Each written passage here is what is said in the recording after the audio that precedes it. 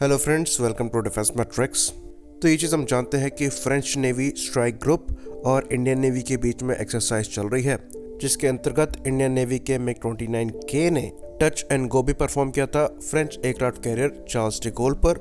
साथ ही साथ French navy के रफाल के साथ भी ऑपरेशंस परफॉर्म किए थे। तो ये एक्सरसाइज एक्चुअली कंप्लीट कर ली गई है और इसके बाद इंडिया में फ्रांस के जो एम्बेसडर हैं उन्होंने एक स्टेटमेंट दिया, जिसमें उन्होंने फ्रांस के सपोर्ट और फ्रांस के इक्विपमेंट्स की बात करते हुए अमेरिका पर तंज कसा है। तो ये एक्चुअली इनडायरेक्ट था, जिसमें इन्होंने कहा कि फ्रांस कमिटेड है इंडिया को बेस्ट टेक्नोलॉजी प्रोवाइड कराने में, और वो भी बिना किसी रिस्ट्रिक्शन के। साथ ही साथ उनके द्वारा ये भी कहा गया कि हमने इंडिया को न्यूक्लियर टेस्ट के दौरान भी सपोर्ट किया, कारगिल वॉर में भी सपोर्ट किया, और इन्हीं चीज़ों को उन्होंने इंडिया और फ्रांस के स्ट्रॉन्ग रिलेशन का आधार बनाया।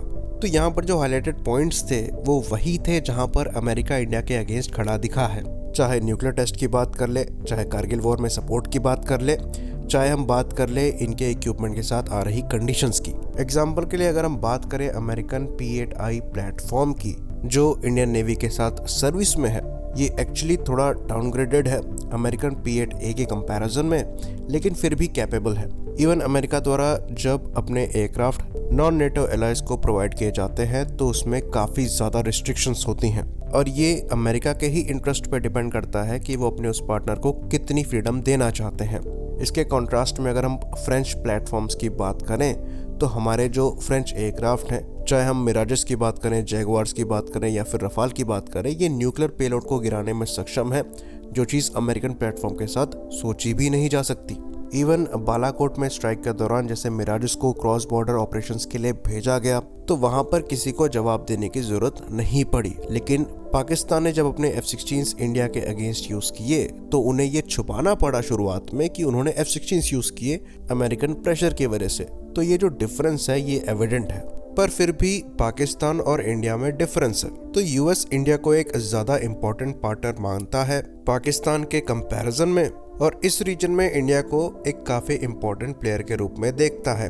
तो ये अमेरिकन इंटरेस्ट में है कि इंडिया बेटर इक्विप्ड हो, इसलिए अमेरिका द्वारा हाल फिलहाल में अपने top of the line equipments offer किए जा रहे हैं, पर ये डेफिनेटली उस स्टैंडर्ड के नहीं होंगे जिस स्टैंडर्ड के अमेरिका द्वारा खुद यूज किए जाते हैं। बाकी अमेरिका का सपोर्ट तभी तक है जब तक अमेरिका के इंटरेस्ट यहाँ पर एग्जिस्ट करते हैं। तो हम ये नहीं कहेंगे कि अमेरिका का कोई सपोर्ट लेना नहीं चाहिए, उनके इक्विपमेंट वर्ल्ड के बेस्ट होते हैं। हमारा ये कहना रहेगा कि अपॉर्चुनिटी का फायदा इंडिया को उठाना चाहिए, और अगर चाइना के काउंटर में सपोर्ट मिल रहा है तो उसको यूज करना चाहिए। लेकिन अगर लॉन्ग टर्म पार्टनर को देखना है तो फ्रांस एक बेटर कंट्री है, पर ये चीज भी हम कहेंगे कि फ्रांस भी इतनी दूध की धुली नहीं है। रशिया की तरह फ्रांस ने भी इंडिया का फायदा उठाया है अपने इक्विपमेंट्स को एक्सपोर्ट करते हुए, और कई बार अच्छा खासा चार्ज किया है इंडिया को छोटे से छोटे सपोर्ट के लिए।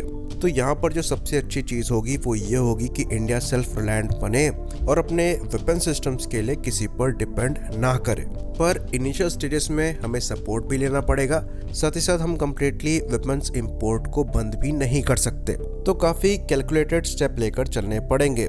बाकी बात करें MRFA और MRCBF कंपटीशन की, तो ये लार्ज टेंडर के कंपटीशन है और काफ़ी क्रूशल भी है इंडिया के लिए। तो यहाँ पर अगर टर्म्स एंड कंडीशन कोई कंट्री अप्लाई करती है तो ये हमारे फेवर में नहीं होगा, इसलिए फ्रेंच ऑप्शन ज़्यादा बेटर होगा अमेरिका के कंपैरिजन में, पर कंपैरेटिवली ये हमें अमेरिकन ऑप्शन के महंगा पड़ेगा।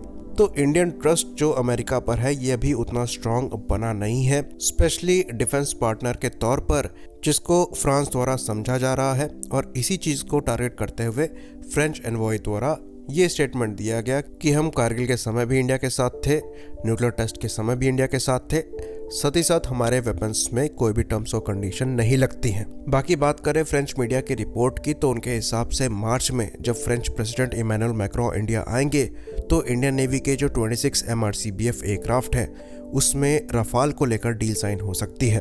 तो अगर MRCBF कंपटीशन में रफाल चूज कर लिया गया तो MRFA कंपटीशन में इसके चूज होने के चांसेस काफ़ी ज़्यादा बढ़ जाएंगे, जिसमें फ्रांस द्वारा गोल्डन अपॉर्चुनिटी देखी जा रही है। आई होप इन्फॉर्मेशन यहाँ पर क्लियर हुई हो। इसी बात पर हम इस वीडियो को ख़त्म करेंगे। लाइक करिए, सब्सक्राइब करिए। जय हिंद।